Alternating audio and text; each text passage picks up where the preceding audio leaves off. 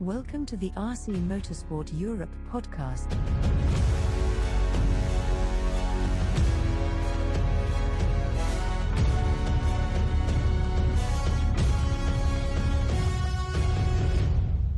Time now to talk to section chairman of the 1/8 off-road section. It's Mr. Carlos Gomez.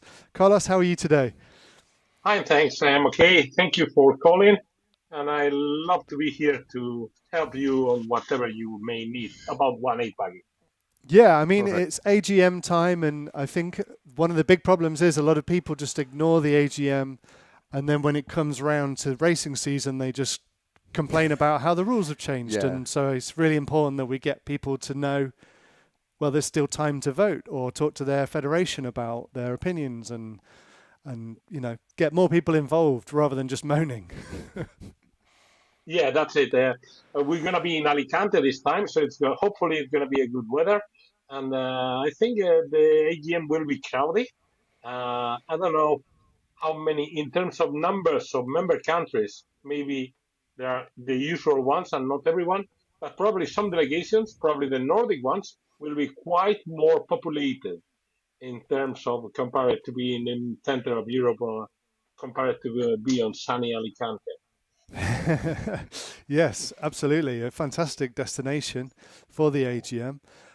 So I thought we could look at, I suppose the agenda is a good place to start, just to have a quick look, because this is a standard document that we have every year to, I guess, to drive the meeting so that everyone knows, everyone knows beforehand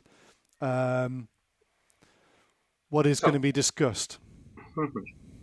Yeah, okay. Here you see the number of countries which are allowed to be present and vote. So everyone can have their own vote through their national federations. And then we're going to talk about the last year, and we're going to talk about the calendar that we can talk later on the venue selection and all that. So that will be for later on. Yeah, on the calendar, we have already decided the dates, which is something very important. So every nation can make their own calendars, because already we have our calendar ready for the season. So on the calendar, we will start with this race, international race in Italy, early June. Then late June, the ECA in Spain, in Madrid, in Fuencarral, Buggy Land track. We rather prefer to be outside July and August because of the hot situation. Mm-hmm. Then we will head to Estonia in the center of July, 17 to 19 July. It's the latest of their summer. So that's a very short summer in Estonia. Then August, we will end the month going to Portugal, not to Barcelos, but to Guarda, Massainhas, ECB, home of the EC 2010, 15 years ago. And then we will end with the EC Masters 11-13 September in Austria with Ferring. And the season will end in the USA, Thornhill, or the Austin, Texas, for the ITMAR IC Rules. Last week of September, first weekend of October. This is our calendar. Just from EFRA, we are going to use 6 weekends of the year. So the rest of the organizations will need more. Yes. And this is a problem we do have. This is a problem we do have. We have just some days in the year. Yes. Yeah, of course. So yeah, that looks like a very exciting year ahead. I think the Portugal track is where the e-Buggy World Cup was held. And as you say, the 2010, when Renault Savoia won his third Euros. I think he won his third Nitro Buggy Euros in 2010 at that track as well. But he's not allowed to race on the ECB, eh? Beware. Yeah. Maybe he'll be there helping, but yes. Yeah. That for sure. Then we have lots and lots of rules. Yeah, lots of rules. On the rule proposals, there are 2 ways to focus on it. At the beginning, you will see many which are very particular of tidying up the handbook and making it more understandable, readable, changing the figures from 120 to 145 or 44 or whatever, because there are references to all maximums of 120 drivers. And those have not been used in 1.8 Buggy for more than 15 years. So we need to get rid of all those old references. This came from the time when we only have 10 transponders. Right. Wow. Yeah, groups of 10. The groups of 10 drivers came because we have only 10 transponders. Not for any other reason. Yeah. Not for any other reason. Yeah, and nowadays there's 12, 13, sometimes up to 15, 16 drivers on the track. So yeah, that's definitely. it, depending on the track layout and things like that. So that's one of the reasons to go to these rules. Again, this was a typo, 50, 40, no worries. It's the top 40 are not allowed to compete on the B. I think that's interesting that even with a typo, because of the way the Constitution is, the way that EFRA is a democratic organization, to fix a typo, you have to get the other representatives from the federations to agree. You can't just change it. From my point of view, if I change a rule, it needs to be clearized, clarified, and make it visible to everyone, so no one can say you have done something on our back. No, I am doing everything in front of you, and we will not change nothing unless you have your approval. Yep. So you see here, for instance, in the remarks, get rid of the old limits of 120 groups of 10, allow us to arrive to 156, 12 groups of 13 cars. Yep. Residing is done at all European Championship, and we have not used the format of GPs for the last 6 or 7 years, so we need to get rid also today's old reference. Okay, everything of this must be voted, and it must be seconded and then approved or not, or amended. So we will talk about that. We will discuss that in face everyone in there in Alicante, and we can listen to all opinions. Then the countries will vote, and my vote is only the casting vote. Just in the event of a tie is where I make the decision. But it's the countries, your member federations, the ones you belong to as a driver, are the ones who are entitled to vote. It's really important to point out that the level at which people think EFRA make the rules, you don't even vote. Like, you only vote if there's a tie break. EFRA can propose rules, but the federation can propose rules, and the associate members can propose rules. But the only voting really is done by the federations. Keep in mind, please keep in mind, you will see in this agenda many proposals coming by me. Because I have been on the season at all races of the EFRA races, and I have received the comments from every representative from different countries, even from individual drivers coming to me suggesting changing on rules. And then I have taken those and tried to introduce those into the rule book if I felt those deserve to be discussed. My criteria in some way, yes, but this is not denying the right of every member country to make proposals, and even associate members in terms of the constructional and technical rules. So there's a lot of people entitled to make proposals. Not many does, but I try to collect all the feeling during the year. So that's why many proposals came from me. That's it. Understood. Mm-hmm.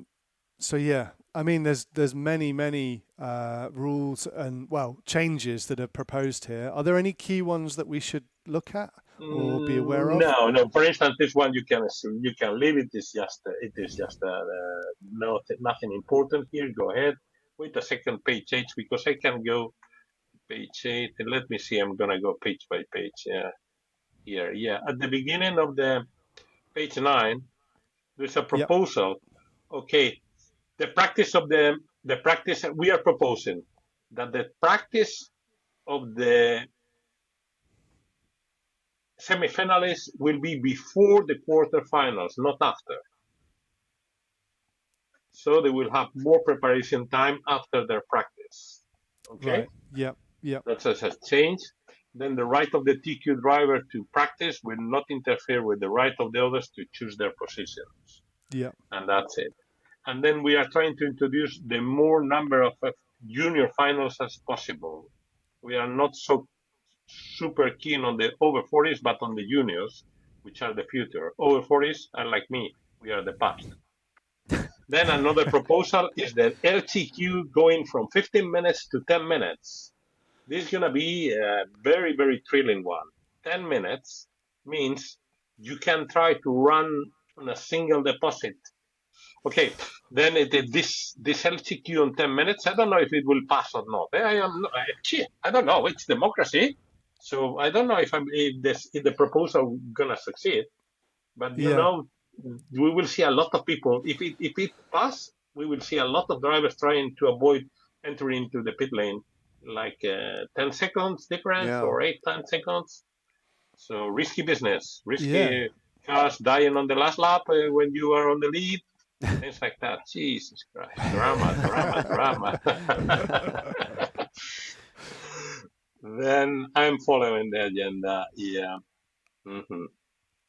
Yeah, this is a key one for the future. A three-side Christmas tree. It is a page in the center of the page with the second page 11. A three-side Christmas tree. Not A and B, but A, B, and C. So if you raise the A, you will have the B and the C to prepare yourself for the next bump up. Ah, okay. And this will allow me to make 3 days events on 180 drivers. So more right, okay. Yeah. We will talk about this later on.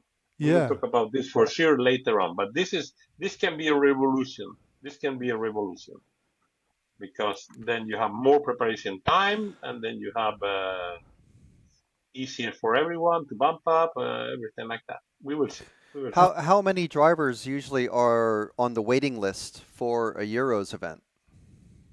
It depends on, imagine, in last ECB in Busago, it depends where you put the event. Last ECB in Busago, the request of places was over 210, 216, wow. I think. So it were more than 70 drivers, 72 drivers, half of the field, 50% more than the ones entering. Yeah. So that's the maximum we have had. But yes, we can have more depending on, it depends on where you put the event. Yeah. In over 40 in Germany will be crowded, in Austria probably as well. Everything we will see. Let's see. Yeah. No, I was just illustrating that this if this proposal passes and all the that event layout is starts next year, that will allow many more drivers to attend, and obviously the host club will be welcoming that many more racers to their track. Yeah, but you imagine you need also to be yourself in size. Normally the standard tracks are ready for 100, 120 drivers. And normally they must do extensions to allocate pit space and all that for 150, 160, 180. So also we need to combine and to find a level about that. Yeah. But imagine also this ABC Christmas tree in electric, which is a proposal coming forward, saying in I think it's a page. Do you know the 14, rule number? The rule 14. Number? It's page 14 is rule 274 at the bottom. As an alternative system for a finals, a three-side ABC Christmas tree with 4 bump ups for a race can be used up to the main final or 2 extra semifinals. I am saying 4 bump ups in electric because if you have AC and A, B, and C, you race on A and you recharge on B and C. You will have time enough to be ready for the next start. Yes, yeah. So that can be also a revolution, but we don't know if the countries will buy it or not. Yeah. I don't know. Am I clever enough to understand how 3 sides of a Christmas tree go into one? I understand A and B, but it's going to take a little bit of... Make a third column, ABC, with 4 bump ups every time. So instead of on a level, instead of having 16 on each level, you're going to have 24 on each level. directly qualify it into that level. Yes. Yeah. And then bump ups of 4 and everything. Yeah. Then next proposal at page 15 is to recommend that the minimum length of the tracks is going to be longer because we need longer tracks. We suffered the short track in Valladolid, that's for sure. The traffic was horrible, and we need to focus that as well. Yes. Yeah. Okay. Then surface is something we're going to discuss as well, about the surface of the tracks, because we need to came to the 21st century. And we will see also. Surface is another important matter for other things later on. Yes. Yeah. And okay. The video recording for the loop is also important, based on some discussions that we will have on the main meeting. And one is Buggy. As far as possible, we will try to count every single lap always. Jumps and obstacles, we will vote about that. And we will have some votes about the definition of the batteries. Tires going to be also a very important discussion. Tires and the cut and set of the tires, which is something important. Tires are at page 20. I just noticed the jumps and obstacles the sizes must be in relation with the scale of the car. Yeah. That was the original ruling. Now we have to say it must be done respecting the safety of the drivers or the mechanics and spectators. Okay, because so they can be bigger jumps, but it just has to be safe. Yeah. The supercross style, the big air stuff. Yeah. I'm just curious, the proposals that have been put forward for about the size of the track and the increasing the number of drivers and everything. How much discussion has happened with existing host tracks that have been on, kind of, we tend to go to the many of the same circuits, every few years or so, and there's some new ones like Rakvere that come in Estonia. What sort of discussions have been happening? Have they been involved with these discussions about the proposals? No, okay. Everyone has the right to make their own proposals. Everyone. Yeah. Even and then, if you are clever enough, you should do the proposals to fit your ideas or your concepts. Yes. Mm-hmm. You cannot expect to be legal if you are illegal. So you must use your brain. Yeah. Unfortunately, some people do not use it. That's one thing. Then second, during the season, when we experiment something, it is not only Carlos. It is talking with Mark Stetson, with the referee, talking with the Rumble, talking with other team managers and all that.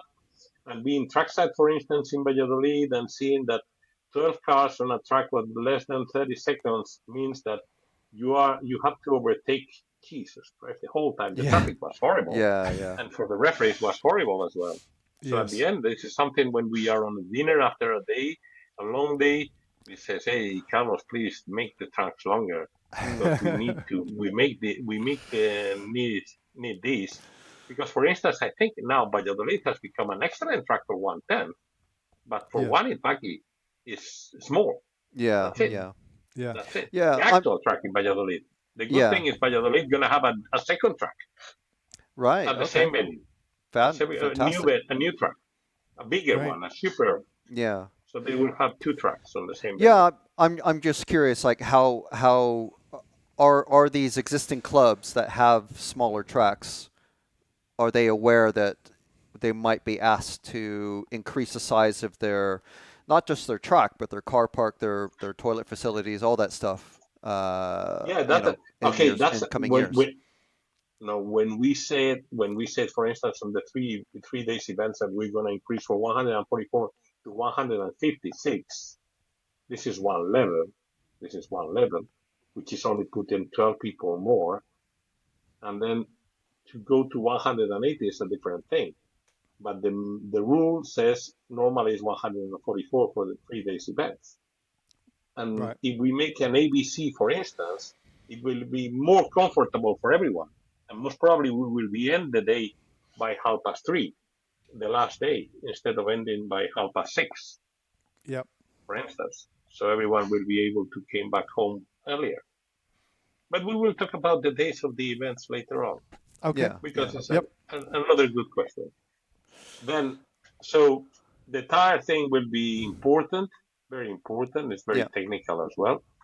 And there are different opinions. Then on the wings, we need also to make a proposal because of the chord of the wings. Yeah, because with the legs and wings, we have a problem. So we're going to focus it.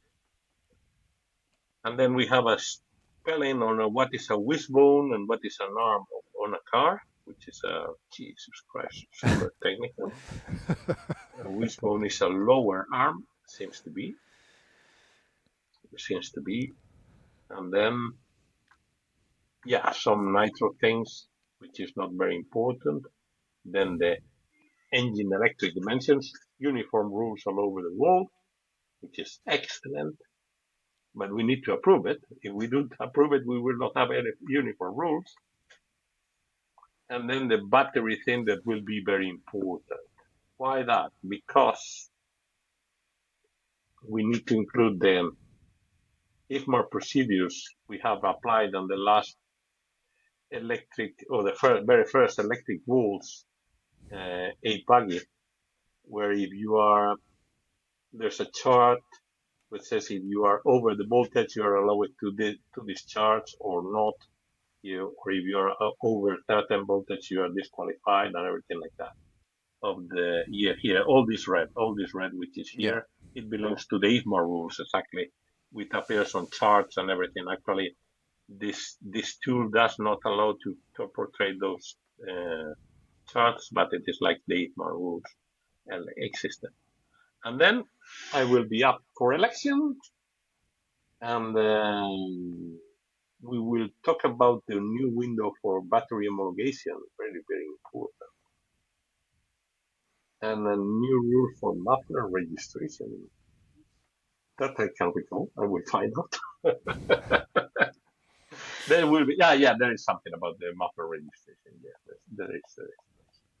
So, and that has been the agenda. It will take us like 2-3 hours. And then I am open to your questions. Thanks, Carlos. Right, let's get into very quickly the proposals for 2027. Remember, 26 is already confirmed. Yep. You can check that out on EFRA.ws. But 2027, that's where we go forward to, is where there are some voting to be done. Now, if we look over at the agenda, we see there's not a huge amount of proposals for the key classes. And when I say key classes, I mean the ECA, the ECB, and the EC Electric. In fact, Fairing and Ongaro Ring have kind of gone head-to-head on those. Yeah. And as Carlos told us earlier, we don't tend to have one track hosting multiple Euros in a given year. So what that means is if one of those two gets one of those events, then the other one won't be doing the others. So they nothing is confirmed until after the voting in the AGM, but everything points to the fact, right, that certain tracks will fall into place once one vote is cast and won. Yeah. And you can see it here. They're kind of color-coded for us. Yes, that's helpful. They are. So Austria, the Fairing facility, lovely track, lovely people there. Yep. They are the only host proposal that has been submitted to the EFRA board that is going to be voted on. So, I mean, for the EC Electric. For EC Electric. And that is an A Euros, and that's that's a top level event. So of the two tippity top level events there, the Nitro A and the E-Buggy A, they're level pegging. E-Buggy's getting bigger and bigger, and of course, so Fairing are the only applicant for that. So they are likely to get that. Yeah. And if they get that, that takes them out of the running for the B, the the B is the only other one that they've applied for. So and the Nitro A. It takes them out of the running for that as well.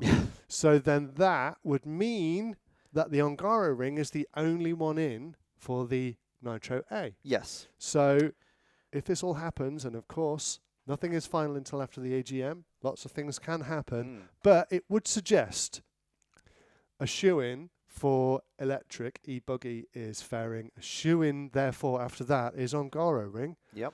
For A. Yeah, and it Nitro. also means that France, the Vermont TTRC 90 facility, is probably going to be a shoe-in for the 40+ euros as well. Because that would take Hungaroring out of the running for that. Yeah. So let's just have a quick look at those.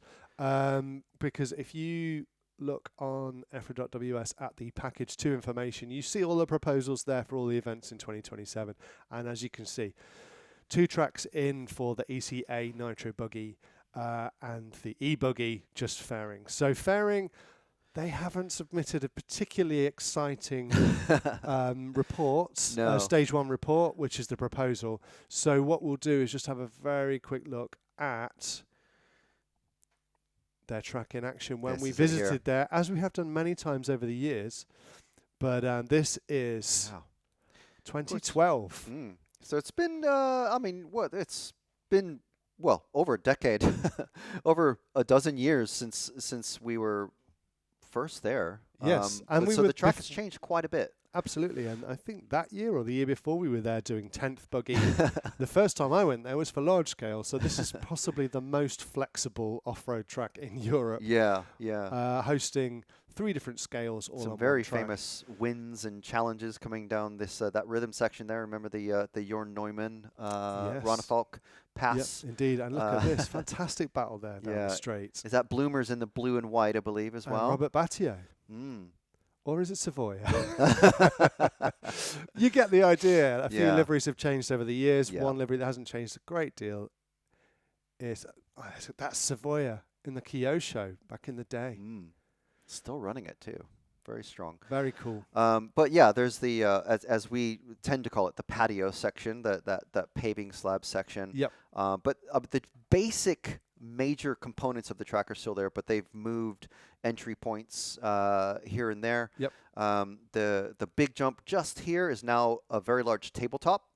They've filled in that with a lot of dirt, and the trees, of course, have grown up or whatever over the years. You still get so huge amounts of air on this track. It's very exciting to watch. So whilst this is Nitro that we're watching now, and they have applied for Nitro, it's quite likely that they will get the e-buggy as they're the only ones who've applied for it. So just imagine these are e-buggies going round. Well, I mean, you can't hear the Nitro engines. You can't. So yeah, I think it's very easy running for quite us to lean, pretend. so you can't see the smoke. And someone goes over. Wow. Ooh, so now it's caught up. Anyway. Action like that you will get to see in 2027 on this track, all being well. So fantastic. So that's fairing. And if we head back to, they're up against the Hungaroring.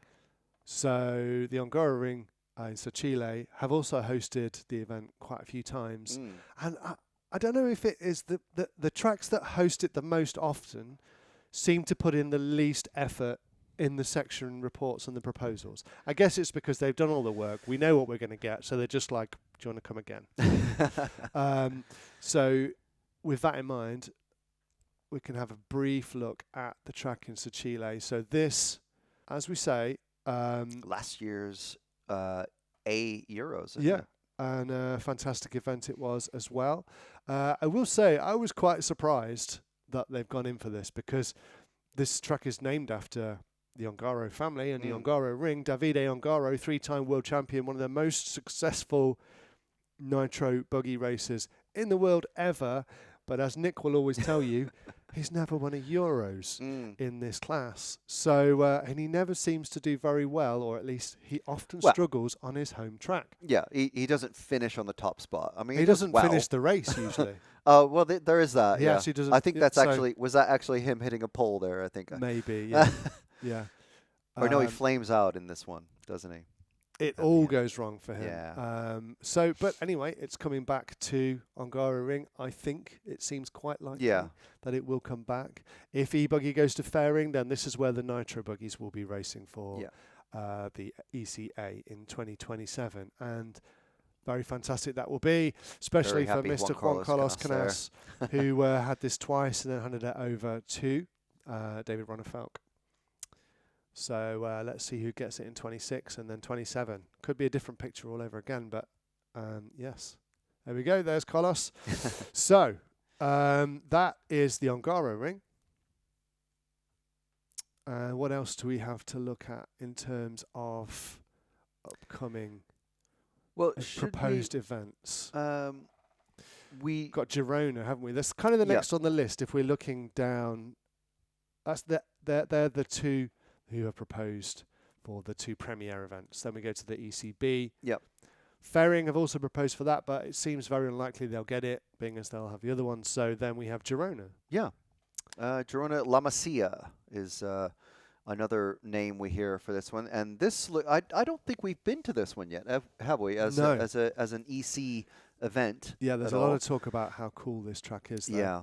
And as you can see there, this is a very nice proposal package from them. They have an on-road and off-road circuits. Yep. So very eager to check this out. Of course, it's all up to voting. It's not up to us. Mm-hmm. But this is what a typical stage report would look like. It's a pretty big track. To the area. Very, very beautiful track. And of course, it's in Spain. I can't remember exactly where in Spain it is. Girona. Yeah. It's there's the grid reference. Municipality of Francia. I don't quite know what that is either, unfortunately. But it's Spain, so the weather likely to be fairly good. Designed by Robert Battier. Well, wow. There we go. There you go. 350 meter length, I believe is what that's meant to say. An average width of 4.9 meters, so nice and wide for 8-scale buggies. Water drainage, automatic irrigation, which is pretty nice. You don't have to walk out there on the track. Yeah. So maintenance should be pretty good. Big area for parking. There's the two different types of tracks. This is all very new as well. It's been designed and opened, this facility, quite recently. And then, as you would usually see, hotels on the proposal that no one's actually going to stay at, because we'll all be golf staying and at pools. we'll all be staying at travel lodges or the equivalent, the Spanish equivalent of just Ibis budget. Ibis budget. There you go. Yeah. But according to the EFRA requirements, each host track or club has to provide at least 3 different accommodation options. And of course, they're going to put forward the nicest facilities. Yeah. So you can check out La Masia Raceway on social media if you want to find out more about them. That is technically not, but in all intents and purposes, your first option for the ECB. Yeah. The second one would be Helmond in the Netherlands.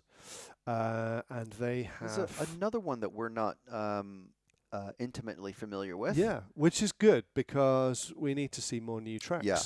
Yeah. We've obviously seen Ferring and Sochile, 2 tracks we've been to many times before. And how good is it to go to somewhere new and widen that scope a little bit to tracks we visit. But this looks a little bit more Gothic, a little bit less Mediterranean, a little bit more, look at the Gothic towers in the background.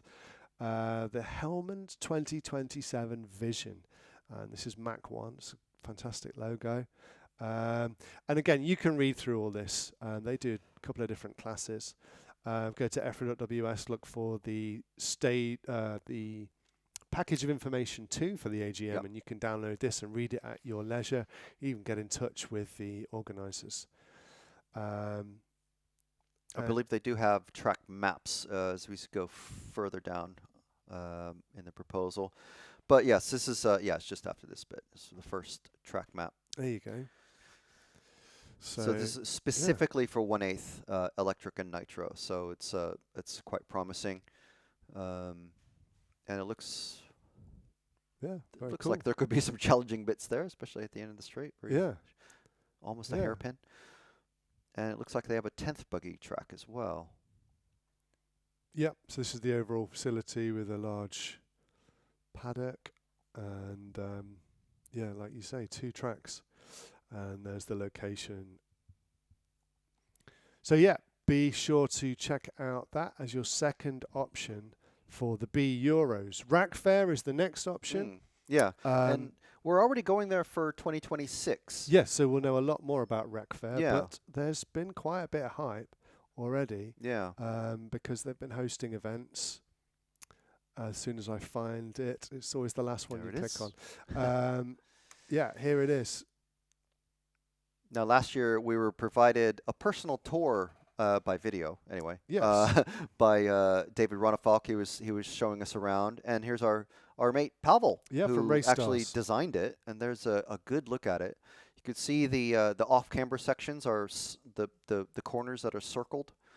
That's where the corners are like angled away from the apexes, makes it extra challenging and invites passing and wide lines and difficulty getting around the track, but it looks pretty good. Yes. I must say. Yeah, it looks very cool. So, as a third option, going to Rack Fair, knowing that they've hosted effectively an A Euros in Buggy in 2026, so they'll have that experience under their belt. Could be a good option. So, and then the final one is sandwiched between irrelevant proposals, I would say. So Chile at the bottom, unlikely to be there. So Girona, Helmand or Rack Fair, that's what your federation or your representative will be voting on in the meeting. Where should the ECB be in 2027? As we've already covered, e-buggy, it's only one proposal. Fairing, we've taken a look, very likely to go there. Yep. And then the 40 plus, two proposals.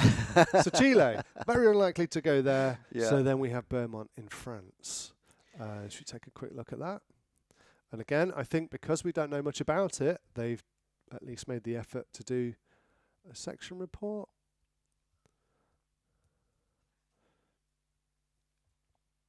Okay. So there we go. There seems to be the team. It's a historic club, been going since 1989. And it's located in a charming little village near Belfort. 310 metre track. And then we get an idea good views of the track there, yeah. So it looks pretty good. That looks cool, yeah. Yeah, I like the look of that. Again, mixed. It looks definitely there's some slightly looser dirt. And then is that tarmac or very hard packed or some other? But then when you look in the photo, it all looks like the same surface. So some of the French tracks really like having the multi-surface. And look at the is that the entrance or the exit of the pit lane there as well on the left-hand picture? Yeah. The right-hand side of it. That looks possibly like the entrance to the pit lane. That's a severe entrance, and you have the bar as well going across the top of the entrance jump. Yeah. So it's a raised pit lane, which is what you want. Yeah. It's got a wire bridge, a bit like fairing, and you don't actually drive over it though. That's interesting. Huh. Under it, you don't drive under it. That's what I mean. drive over it. Hopefully you're flying over it. Yeah, and it's got a bit of a kind of concrete berm type thing over in the trees. Really cool. Yeah. I think that's going to be great. So that is your one option for 40 plus, and I think the oldies, the masters, I think they're going to like that. I think that will be a fantastic weekend for them. Yeah, timing thing as well. That's good. Yeah, so that looks pretty good. Yeah, cool. And there's a list of some of the events that they've hosted in the recent past. So they have experience, and they have a great facility in a great country, and it looks like it will be fantastic. We won't look at Chile again. You know, Chile, they're unlikely to host this event because they are most likely to host the Nitro Buggy A. Yeah. There we go. Yeah, I mean, that pretty much covers it. I mean, it looks like there's a lot of potential hosts there, but we think we know where we're going for most of the racing categories. Yeah, just those three really for the ECB, Girona, Helmand or Rack Fair. Yeah. So thank you for watching. Thank you to Carlos for joining us earlier. Really looking forward to the AGM and for setting the next 2 years of 1/8 off-road. Yeah. Be exciting. Cool. And we'll see you at the AGM. Check out EFRA.ws for more info about RC motorsport in Europe.